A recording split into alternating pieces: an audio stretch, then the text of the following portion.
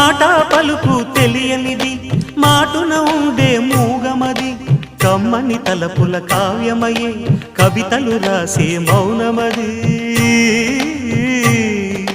రాగల రోజుల ఊహలకి స్వాగతమిచ్చే రాగమది శృతిలయలరగని ఊపిరికి స్వరములు కూర్చే గానమది ఋతువుల రంగులు మార్చేది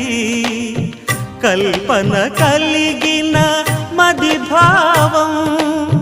బ్రతుకును పాటగా మలిచేది మనసున కదిలిన